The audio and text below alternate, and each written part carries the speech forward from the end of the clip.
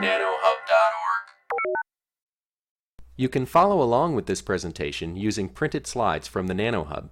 Visit www.nanohub.org and download the PDF file containing the slides for this presentation. Print them out and turn each page when you hear the following sound. Enjoy the show. Let's get started. Okay, so today we'll be talking about bipolar transistors, and this is lecture 27 for the solid state device course. Now, a famous picture for bipolar transistor that you may have often seen in many publications is the one shown on the left hand side. You will see towards the bottom a triangular shaped wedge region sort of held together by a spring like thing from the top, and you can see two wires coming in.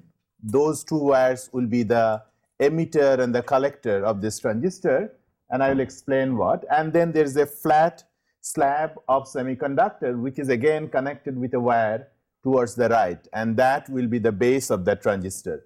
Now, this is the first bipolar transistor that you hear about from 1947, which was invented in 1947. This was a germanium transistor. It was not a bipolar transistor in the ordinary sense. It was a metal semiconductor metal junction point contact transistor, more like a Schottky barrier transistor. And in your homework problem, you are really asked to solve and explore this particular problem. Now, the way this particular transistor works is that this is ingenious, the way it was done.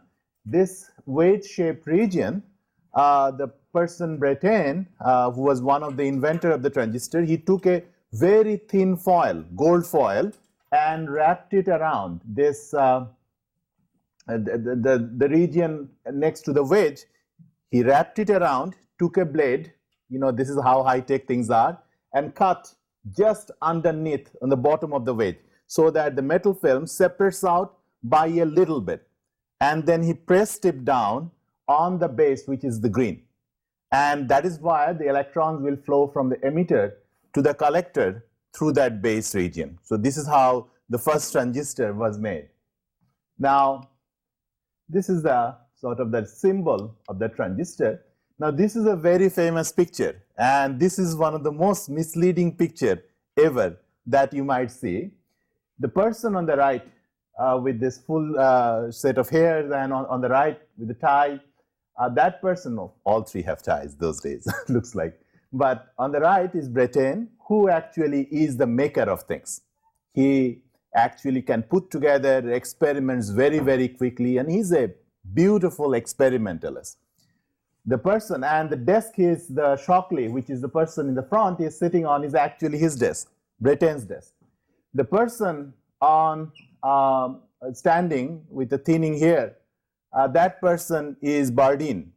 And Bardeen is one of those people. He's a theorist. In the last class, we talked about surface states and why, when you put a metal next to a semiconductor, why it is difficult to have modulation of the Fermi level pinning in the last class. Bardeen was the one who explained it, and he is one of those theorists who can look at a very perplexing set of experiments and can make sense out of it. He has this one of those rare set of people. He, of course, went on, he came back to Illinois and went ahead and he got another Nobel Prize, one of the first people to get 2 Nobel Prizes in physics. The second was one superconductor. And these two are really the inventor of this transistor. The person sitting in the front is Shockley. Shockley is the boss, and he is the visionary. But for this project, he had nothing to do, but he essentially wanted all the credit. And here you can see he's sitting on the microscope, which he would have rarely sat over there. So this is a picture that, in fact, Breton and Bardeen never really liked, and afterwards they didn't even talk to each other for a long period of time. Now, one of the things that you may not know, that in that time, in 1945, 46, 47, Purdue was in the epicenter of the bipolar transistor work. In fact, this is the work by Ralph Bray from Purdue in the physics department, who essentially prompted the Bell Labs people to eventually publish the result. They have invented the transistor effect a few months earlier, but when Bray presented some results in a conference, the Bell Labs team, these people who all worked in Bell Labs, they realized that they cannot hold back on a sort of public announcement of this discovery anymore. And so they rapidly went back and had a news conference and published the result. So Ralph Bray was, I have met him several times. He used to, when I was a student here, he stopped by a few times. A wonderful graduate student at that time and did fantastic research. And so Purdue could easily have been the place where transistor was born. But this was the right time for transistors, because even in Europe, this is in Nazi Germany, the transistor research was going very fast because they had to, this radar in Second World War was becoming very important, and all the radar was ground-based. And the Germany didn't realize that Britain was working on an airborne version, something that you can put in a plane, a small radar, and that would be very effective. They thought that, you know, only second-order pilots, they depend on instrumentation. The first-order pilots can do dogfights and other things, and they can bomb somewhere very effectively. But by the time they realized in 1944, when they captured a downed British plane, they realized how far radar researchers came in. And by that time, they threw in everything they had in radar research. And for radar research, they needed a solid-state switch, which was not that heavy. And in order to do that, they had a huge amount of resources. But of course, it was too late. And the person who was responsible, he eventually moved to France. And within about 2 years, by 1948, transistor was even demonstrated in France at that time. So this was something whose time has come. And, you know, in many cases, people, of course, find the same thing all over in many various contexts. So it's a beautiful, fantastic period of creative time for electronic devices. Now, on more mundane things, now the transistor that I just showed you is point contact transistor. That is not the transistor which eventually won out. The version that won out is Shockley, the person who is sitting in the front. He was so unhappy that he didn't invent this particular transistor that he went ahead and for 1 month isolated himself and came up with the idea of a transistor, and which is called a junction transistor, which is what you study. And he came up with these ideas, and that is eventually what became accepted as the transistor. In 1954, that's the first commercial production of transistor came along. That is actually Shockley's design, not the original design. The original design actually didn't fly at all. It was too noisy, and I'll explain later on why. The transistor, this particular version, you can see the N plus region is the emitter where the electron is coming in. The P plus base, the green region. The base, that is where the word base comes from, because, you know, in the original configuration, the semiconductor was sitting as a slab on the base. So that is where the word base comes from. And the collector, which was on the previous configuration on the other side of the wedge, in this particular case configuration, it is this N plus region, which is sort of going from the bottom. This is called a double diffused junction transistor, is because the white region is the N plus collector, in which you first diffuse by high temperature the P plus base, and the second diffusion is the N plus emitter region. So that's why it's called a double diffused bipolar junction transistor. And we will be talking about just this vertical section, one-dimensional. But transistor, bipolar transistor, by definition, is a two-dimensional device. So you take that one, rotate 90 degrees, and this is what the configuration we'll be talking about. That you can see the N plus emitter, the green base, and the collector, and then again N plus subcollector on the far right-hand side. One thing I want to mention very quickly, that in this simplified configuration, the base contact on the green side, the black base contact, is actually very close to the original semiconductor, the P plus region. Strictly speaking, this one-dimensional version cannot work. I'll again explain later on down the road that the base contact has to be several minority carrier diffusion length away from the junction. And you see on the top side, on top picture, the green base connection is really a little bit up, away from the main junction region where the current is flowing. That is essential, but for the time being, we will stay with this particular simplified picture. This is how a modern bipolar transistor works, and you can easily see, once you understand what to look for, how the various pieces work. You can see this wing-shaped emitter region, and many times this will be polycrystalline silicon. I'll explain again why. You can see the green base region, you can see, and many times these are silicon germanium. One of the questions I might have for you during the exam is why this is silicon germanium. What advantage does it give you? And of course, I will explain. And then there's this dielectric trench to isolate one transistor from another, because you'll have put millions of transistors together. And if you don't isolate them, current will flow through the substrate from one contact to another rather than through the electrical contacts themselves. And these are some of the pictures. You should take a look, and you can see very easily that there are this region on the bottom is very similar to the emitter region. The three top columns coming down, those are electrical contacts for base, emitter, and the collector region. So I would encourage you to actually look at the picture on the bottom and then compare it with the one on the top, so that you can easily isolate individual pieces. I couldn't mark on this particular picture on the bottom because that will be too difficult. But this idea is essentially the same transistor shown in a slightly different way. So the main point I want to make, you will see several differences. One is the emitter is now polysilicon, the base silicon germanium. So why did these things happen? Why is it that we couldn't stay with Shockley's original version and move on with it? Why is it that we needed all these versions of variations in order to make modern transistor work? So we'll explain that. Very quickly then, for symbols and conventions, these emitter, many times, as I said, this is polysilicon emitter, briefly noted as, abbreviated as poly emitter, means polysilicon emitter. The base will be low doped, and I'll explain why. And the collector doping, optimization of it, is a very important consideration. And I will have 3 lectures from tomorrow, from the next class, explaining the physics and the mechanics of optimization of bipolar transistor. Now you get the basic idea that if you have 3 currents, emitter, collector, and the base current, when they all flow out, this is Kirchhoff's law that the sum of the current in DC will sum to 0. Of course, if you have AC, then the divergence of current is equal to dN dt or dP dt, is a charge built up inside. In DC, the sum is equal to 0, and correspondingly the sum of all 3 voltages, E to B, emitter to base, base to collector, and collector to emitter, circular voltages, they would sum up to 0. Again, these are elementary rules that you must have learned in your undergraduate circuit classes.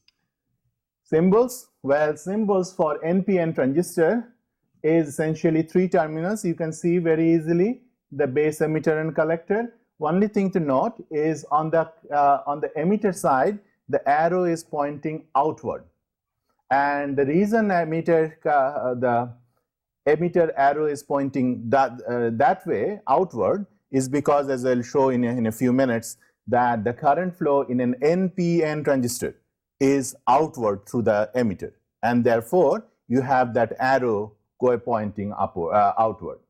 For PNP transistor, the emitter current flow is inward, and therefore you can see that arrow which is coming in from the emitter side is pointing inside, and as a result, that would be the symbol for PNP transistor. So this you may have seen many times in your undergraduate years, maybe. So again, anytime we have a new device, band diagram is the first thing we do, and band diagram is a solution of the Poisson equation. It's the graphical solution of the Poisson equation. So let's get started. So we'll talk about equilibrium bipolar junction transistor. Heterojunction bipolar transistor, we'll come back to that later on. That will be like 4 lectures down. So this is the solution of the Poisson equation that we are looking into. And this is the idea. Again, I ask you to follow the rules. Don't try to do it too fast, because if you do, then you will make a mistake. Not in a particular one, but when in general I give you a new example or a new problem, you'll make a mistake. So let's stay with the basic idea. The first rule is that you draw a flat quasi-Fermi level, and that is the dashed line going through the whole device in the middle.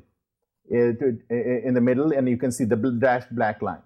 The second is that I have here an NPN transistor, and so I put the EC on the very left hand side equal to from the Fermi level.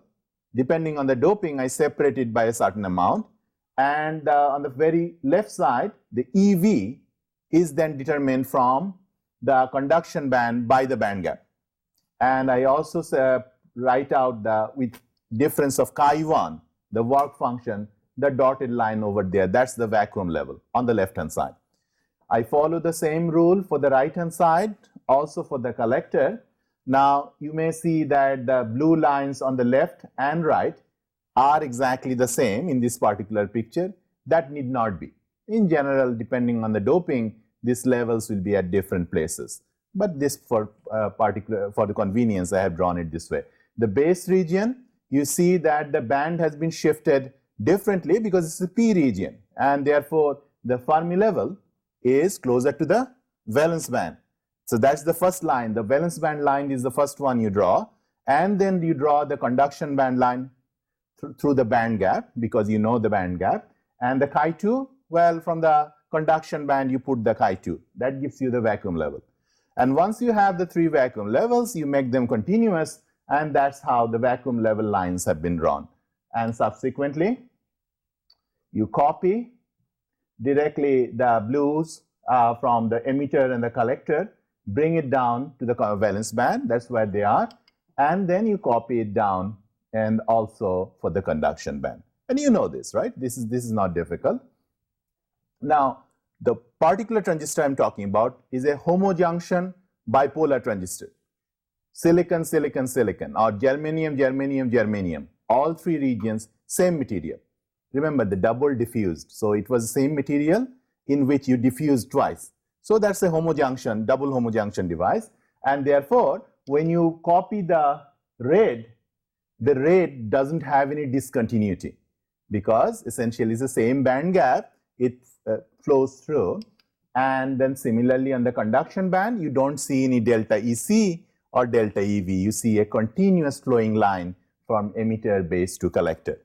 Now, again, this is particular thing drawn this particular way is not difficult, but if you don't follow the rules, then you will make a mistake where you will not identify delta EC or delta EV correctly. So please follow the rule even when you know the answer.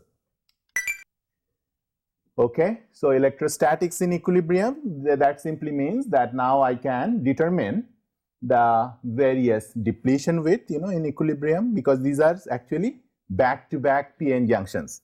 So between emitter and base, I have a N and P junction. And from base to collector, I have another N and P junction. So essentially, two back-to-back PN junctions. Now, I know all the physics about PN junctions, right? Spend a lot of time. So answers are, I can just open up the relevant lecture note and copy. And you know that this particular one, Xn on the emitter side, the N region, how far it has been depleted, is given by that particular expression. Nb is the doping in the base, Ne is the doping in the emitter. That's the N-type doping, and Nb is a P-type doping. Vbi is the built-in voltage. Now, I want to mention something here little bit down the road, but let me first finish up. The other side of the junction, how much it is going to be. P, because X sub P is because this is in the P region, base is the P region. And then therefore, again, you have Ne and Nb, all those, how this plays out in a junction. Now you focus on the collector side. Again, collector is N-type. And you get the depletion, corresponding depletion in the base because of the collector side. And that would go with the NC and N sub B. Now you can see that therefore the base region is sort of invaded from both sides. On one side, emitter is depleting a little bit because it wants some charges. And on the other side, the collector is depleting a little bit. So the real base, which is sort of the intrinsic region inside, is actually getting smaller. You don't want it very small, and I'll explain why. One thing I want to mention, that when I defined VBI before, and this VBI is not exactly the same.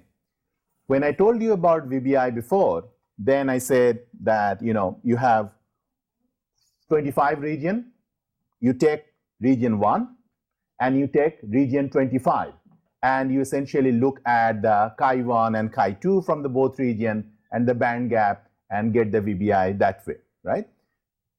That is one way of doing VBI, and that VBI in this particular case would be 0, right? In this particular case, because the same band gap, same chi1, chi2, VBI is 0.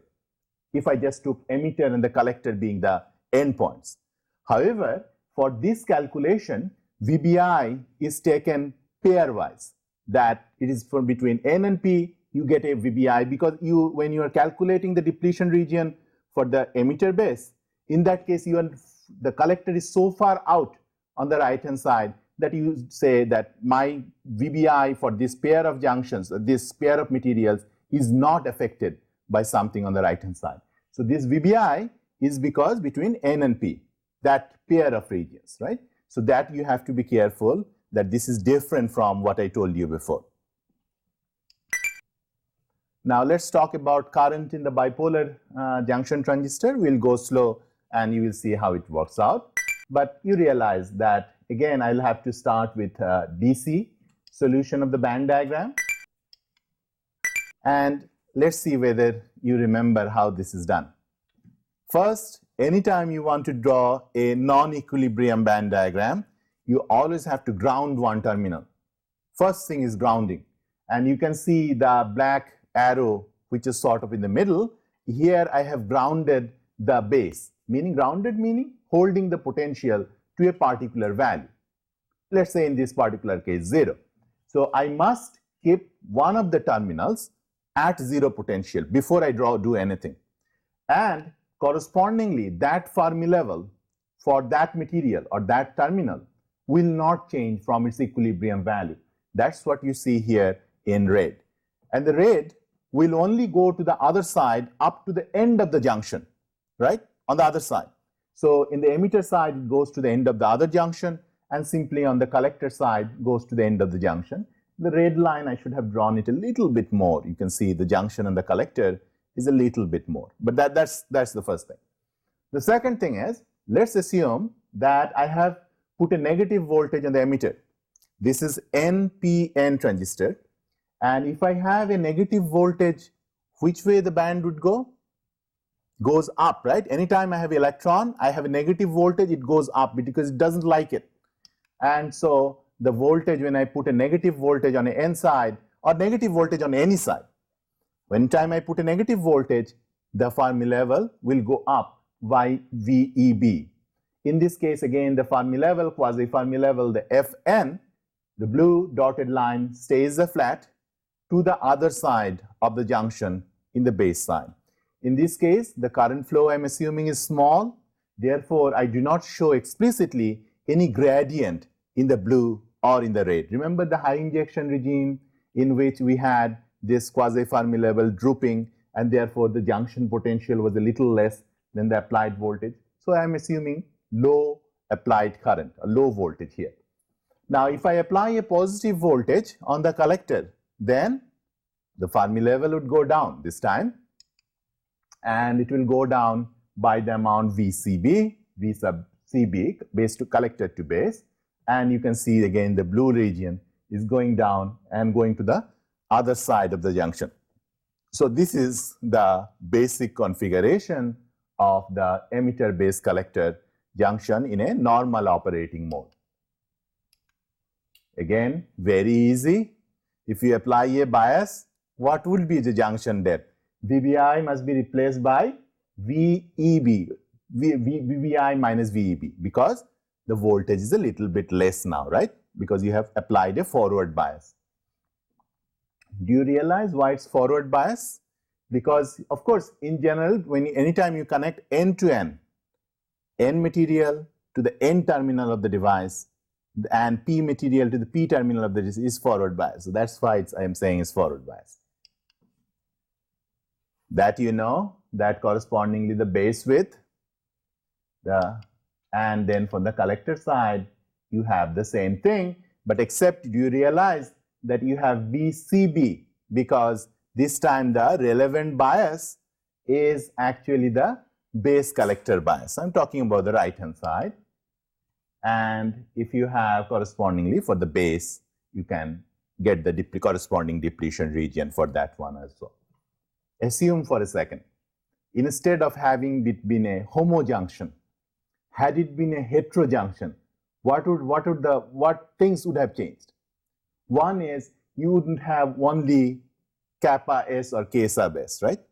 You would have KS1, KS2, and that is something you have done in your homework, and also I have shown in the heterojunction diode before.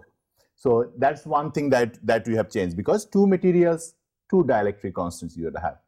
VBI, if you have, let's say, silicon, germanium, and a third material.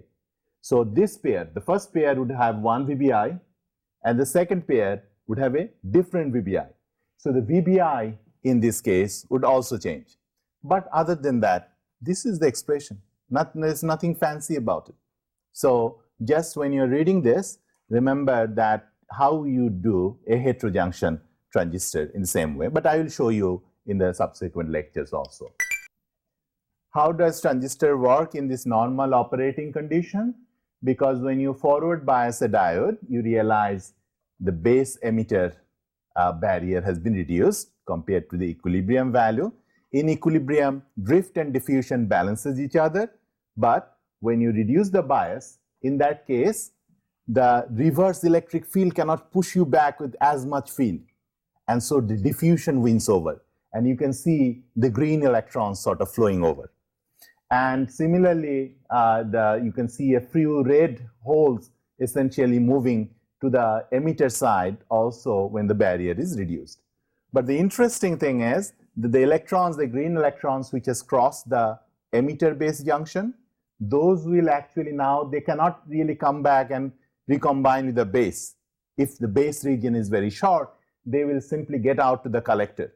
So by pushing a certain number of red holes in, and this I will explain later, you can control the junction bias, thereby you can control the flow of the green electrons, and therefore the green electrons then come to the output side and run your amplifier. So the red electrons are your antenna signals that are coming in with a tiny amount of current.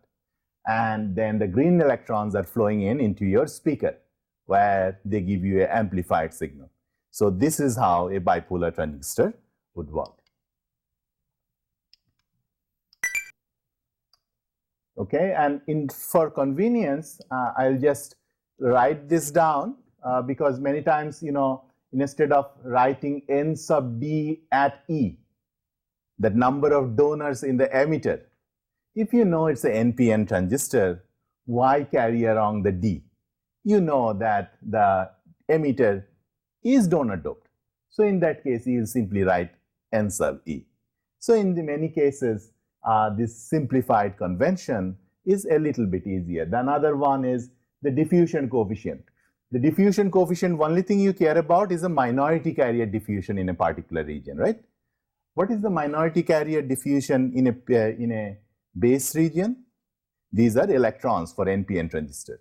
As a result, you can see D sub B in the middle column, in the middle element, D sub B has been written as Dn. So instead of writing Dn, D sub B you write, because electrons are actually the minority carriers in the NPN transistor. So you substitute a few symbols so that you don't have to carry around so many indices. Okay, so let's see whether we can calculate some current. Now you actually know all this. So if you just stay with this, you'll see that you know all these answers because you know how a diode works. So let's assume that I do not have any recombination, and I want to calculate the current going from the emitter to the collector. Now I could calculate current anywhere. I could calculate current at x equals 0 on the far left hand side in the in the emitter region. But there, electron is a majority carrier. I have lots of electron, a tiny amount of field. I don't like it then. Like it to calculate there. Similarly, I could have calculated on the very right, on the collector side, same problem. So anytime you have a current flow in a complicated region, always check out where there is minority carriers, because minority carriers are the region where it's easy to calculate current. But since it's a DC current, current flow is continuous. Once you calculate in one position, same at every position. So this is sort of, you choose this base region because it is simplest to calculate, not because this is the only place you could calculate it. Okay, I do not have any recombination, so therefore I have a straight line for the diffusion current, right? Remember, no generation recombination, steady state, second derivative of n equals 0, and Ax plus b is the solution. Okay. Now, on the one side of this triangle is I have from the forward bias junction, PN junction over there, do you see that I have an exponentially increased minority carrier concentration? You can see QVBE, beta is 1 over kT. QVBE is how much it has been forward biased by, and Ni squared divided by Nb, that's in the equilibrium, how many minority carriers I have. So that's something you already know. Now don't be misled by the right hand side. The right hand side, I didn't mean it to be 0. It did not be 0. It could be any value, and that value is given by simply the PN junction on the right hand side, right? The PN junction, the corresponding voltage is VBC, right? Base to collector, whatever that voltage is, that's the PN junction voltage. So you have that. Do you see again you have Ni square divided by Nb, because that's the base region, minority carrier. One thing, I'm carrying a subscript in the B, in Ni squared, then I have a subscript B, because for homojunction, of course, band gap everywhere is the same. Ni square everywhere is the same. But if it had been a heterojunction, then Ni square in different places could have been different. So I'm carrying that one, will not be useful now, but will be useful later. Now VBC, this is a large negative bias. Do you agree? This is a large negative bias, and so essentially what's going to be, the delta n will be some negative quantity, be less than 0. Delta n is less than 0, n is 0. That's what it's going to be. Okay, so I have my solution actually. Delta nx is ax plus b, but I could write it as ax plus b. Well, straight line I can write it also in the second form. C equals 1 minus x divided by WB plus D is multiplied by x divided by WB. I can write that, right? Because you can collect the term in x, and then that will become your A, and you can collect the term again, the constant terms, and that becomes your B. So it's the same form. But the advantage of this form is the following, because do you agree that that is really C? Because when x is 0, then the term D will go away, right? The term associated with D will go away, and therefore C is delta nx 0. So that gives you the value C. What about this red one? Do you see what the red one is going to be? At x equals W, the term associated with C will go away, and therefore only term associated with D will remain. So that's D. Just by inspection you can write it. And so therefore that's your answer. All I did was to put the value of C, put the value of D, and I'm done. This is the, then you can see that if you increase the VBE to a certain value, that will cause a forward junction current to flow, and VCB, and correspondingly all the voltage dependence will come out of it. Okay, good. So that's actually done. I'm actually done. I can calculate various things based on this. So for example, if I wanted to calculate current, okay, no problem, calculate the current. So I wanted to calculate the collector current, and J sub n, collector current, the electron component of the collector current, because this is I'm calculating just electron. How would I do that? I'll just take the derivative of dn dx and evaluate it at WB, right? Now, of course, this is a triangle and the derivative is the same. So, therefore, in this case, it really doesn't matter. I could have taken the derivative at any point and the value would have been the same. But if I had a recombination, in that case, I'd have to be, the amount of current flowing in through the emitter would not be the same as is leaving in the collector side. So, then I have to be careful. But this definition is obviously correct because I want to do it for the collector point and I have taken derivative at WB. Okay, and then if you take a derivative, do you see that the x derivative, first derivative, so the WB will come out in the front and with a negative sign, and the second term there will be also a WB coming out with a positive sign. Fine. So now you can see that the current has a negative sign. Does it make sense? Electron flowing from left to right, right? And so therefore current is flowing from right to left. Therefore I have a negative sign. Therefore, remember in that NPN transistor, the arrow was flowing out of the collector, out of the emitter, right? The arrow, and you can see why. Because of that little minus sign, current is actually flowing out through the emitter junction. Now, by the way, that's not the only current flowing in the device, because when the base was forward biased, the holes also want to flow out. And when the holes want to flow out, it's the bottom side, the blue triangle that you see over there is the holes flowing out as a minority carrier through the emitter. And again, you will have the same thing. You can do AX plus B. On the metal side, on the far left contact between emitter and the metal contact, what is the boundary condition? Boundary condition is a 0. And you also have the excess minority carrier, and that will go as e to the power QVB divided by KT minus 1, and you have done this in diode. So let me not go through in detail. Take the derivative, you have the current. Again, this current has a negative sign. Why? Holes going this way now going from right to left. Holes are positive, and therefore any direction holes go, so does the current. And therefore the emitter current is sum of these two currents, the electron current and the hole current, both flowing out through the emitter junction. Now, in reality, if you plot out the previous expression, for the collector current as a function of VCE or VCB, then you will get a set of curves like this. These are called normal active region. And you can see how it sort of works, that anytime your base current goes up, that means your VBE has been forward biased, and that means the first part of that Jn sub C, that's a certain value, and correspondingly on the right hand side at a given VBC, then you will have a particular value. So this is essentially the plot that you see with a series of red lines are for various VBC and for various VB. If you plot it out in a MATLAB, you'll see that this is exactly what you will have. I'll explain why that one has a slope, because if you plot it out, this particular curve, you'll see that that will not have that particular slope. It will go to a certain value and then it will become flat.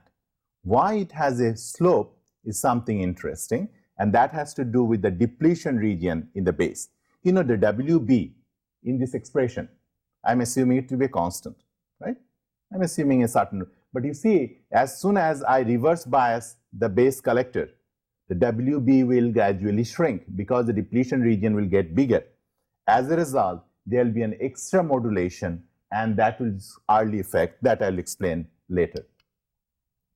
This is the log of JC with VBE. So let's say for a particular value of VBC, the right hand side, the second term on the top is a constant. Now, if you keep changing VBE, the first base emitter voltage, then the first term will change, right? First term will change. And it will change exponentially. Now, when it changes exponentially, this is a curve we have seen before. Have you seen this curve before? Why it sort of rolls over? You have seen this before because this is nothing other than the simple diode. This region 1, 2, 3, 4, remember I explained the physics of why it rolls over, why it has half the slope, the ambipolar part, exactly the same physics. Because with keeping the VBC fixed, I am just collecting whatever my diode is providing, the first diode, whatever is providing, I'm just collecting it. As a result, I will have exactly the same physics and in all these regions.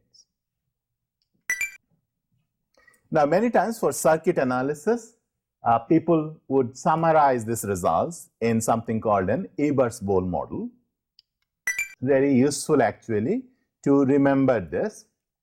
So, a diode is represented by a transistor, is represented by this simple model. See whether you can understand this. First of all, do you see that there are three contacts?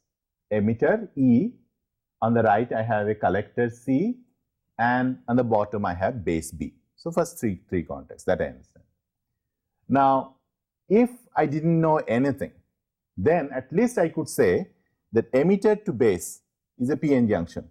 So that is my diode number 1 on the left hand side with the triangle looking to the left. The first PN junction. The second PN junction, well, from base to collector, I have another PN junction. So that's my triangle looking to the right. That's the diode looking to the right.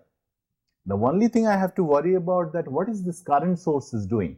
Alpha or IR, which sort of looks to the other side, to the second diode, and alpha F IF. What is this all about? That is something I need to understand. But other than that, you can see it's a simple diode. Now, one way to remember this diagram is the following. NPN diode, right? NPN transistor. So N to P, do you see one of the diodes should be moving Y, it should be looking from the emitter based diode, Y it should be looking to the emitter side, right? Because P is in the middle, N is on the left. As soon as you know how one of the diode would behave, then you immediately know the second diode would look the other way. They don't like each other. And then, as soon as you can see, then therefore the current sources is also looking the other way compared to the diode. And so this is how you remember how the four pieces, as soon as you know it's NPN or PNP, as soon as you have one of the diode fixed, the rest of the things have a specific configuration among them. Okay, so that's my collector current. Now, I see I have multiplied with a area A because I'm talking about total current, not current density. So I have multiplied with the area. Okay, that's fine. Other than that, you can see the whole thing sort of I recognize from the calculation I just did, except the one on the right, the third term on the right, going with VBC. Do you see that? What is that? The first two terms are actually the electron current influenced by the emitter base bias and the base collector bias. That's the first two terms. I have already derived it. But of course, I should have also considered the minority carrier flow in the collector because I'm looking at the collector current. And I should have drawn a triangle on the collector side also and computed the current. And that is exactly what has been done. And that the final term is the whole diffusion current in collector. That I didn't show you, but that must be there. Now, you see the first bunch of constants, this dN divided by WB, NIB squared, NB, all those things, I can call it a constant alpha F IF naught, so that I can only focus on the voltage part of it. And this big term on the second side, I will call it IR0. And the voltage term remains as is. So that will be my whole thing. Now that's a constant, but that's a constant at a given temperature, right? Do you realize why? Look at that. That NIB depends on only temperature, right? Depends on temperature because NC, NV, e to the power Eg over KT. Remember, and Eg depends on, band gap depends on temperature. So therefore, these constants are only at a given temperature These are good approximations. I can encapsulate them in a constant and I can put them there. Okay, so that explains, you see, that you can see the current source. The second term is a diode current, IR naught exponential of QV VBC beta minus 1. That's the diode current. And the first term, alpha F IF naught, that's the current source. Where is it coming from? This is coming from the other side. So the collector is being influenced by the emitter, and emitter is being influenced by the collector. So that is where the other term comes in. The same thing for emitter. Do you realize that once again the emitter current again will have two components. One component is from the electron current, another from the hole current. And you can see the first two terms. One of them is the hole current. Which one is it, by the way? B sub P. That is the minority carrier hole current flowing out through the emitter region, the first term on the bottom. And again, the two terms, you can put them in a constant. I'll call that IF naught. Oh, I'm sorry, alpha or IR naught. And then correspondingly, the second term, the smaller term, I can call it at IF naught. And that's it. That's my current flow. And these are the definitions. Once I have that, the only thing is that during circuit analysis, these bunch of things, yes, complicated, but you can calculate it once and then go home. Because you can see that D sub n, Ni squared, Nb, Wb, well, lots of numbers. But you punch in your calculator once, get a certain number. Whatever voltage you are applying for the transistor, it doesn't care, right? So therefore, you put them in a constant and just look at the voltage dependence of the transistor action. So you can correspondingly write this is a common base configuration, for example, in this case, because the base is common between input and output, everything that we had been talking about so far. Because you can put your radio signal between emitter and base, that's your antenna, and your high powered speaker on the between collector and base, that's your amplification, the whatever currents is coming out, that's your amplification, and the corresponding Eversonal model will look like this. This is exactly the one that I just explained between emitter, collector and base. I have put two extra things in here, CBE and CBC. After you put this extra capacitors in, you can do a large signal analysis on this one also. If you go from 0 to 1 volt, 1 to 0 volt, small signal, large signal, you can put it in here. What capacitances are these, by the way? Junction capacitance and the diffusion capacitance. Do you remember? So those capacitances are here. This is a diode of a minority carrier. It has a minority carrier. So both diffusion and junction capacitance are important.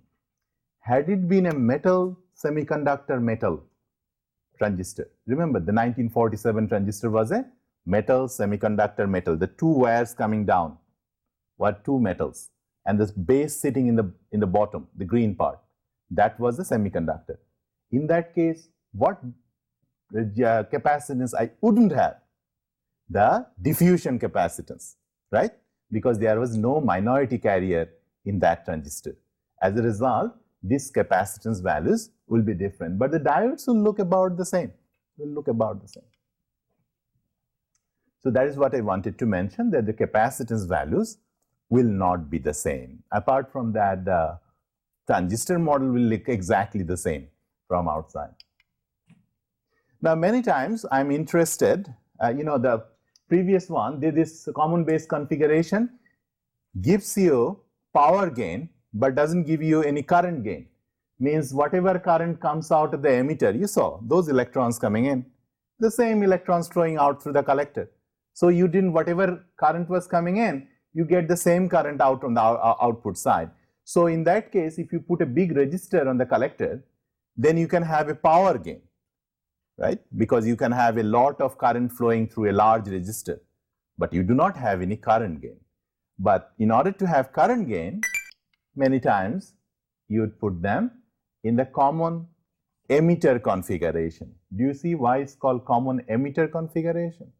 Because the emitter is common between input and output, and signal would come through the base current, and the collector current correspondingly will have the amplified signal present here. How would you then do an inverse model on that one? Since it is getting late, I'll ask you to do it by yourself. You see this original one, you see this last one in the previous slide, I just have rotated it 90 degrees. Haven't done anything more. And you can see now the base is to the input side, and there is the collector and correspondingly the emitter. But if you work on this a little bit, so there's nothing here, right? This is just a copy of the previous one. But if you work it out a little bit here, I want you to show that that particular circuit in the middle can be simplified to this particular circuit on the right. And that has, for example, have one current source, and that current source depends on IF and IR. You can see that there should be some dependence. You can see there is a C sub pi, and that will depend on CBC and CBE, and the corresponding the C mu and C pi. Those two are dependent on the capacitances that you have. This is really 5 lines of algebra, but you have to sit down and do it. So this is a practice problem, because generally professors like in their exam put some sort of variations of this and ask you to calculate certain quantities for the transistor. So have a practice at this one, and then we'll see if you have any questions. Okay, let me conclude. So the physics of bipolar junction transistor is most easily understood in terms of physics of individual junctions, pairwise. This is best understood. Now, the equations are most effectively used if you put them in equivalent circuits. And once you put them in equivalent circuit, you can do anything on them. You can do AC, DC, put a large signal in there, and could do all sorts of analysis. Now, what I have told you so far is something an undergraduate student should know, because that's at least the beginning.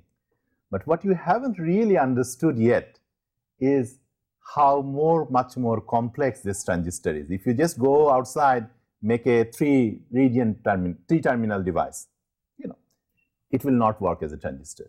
It has to have a particular combination of doping in NB and N sub E and N sub C for these transistors to work.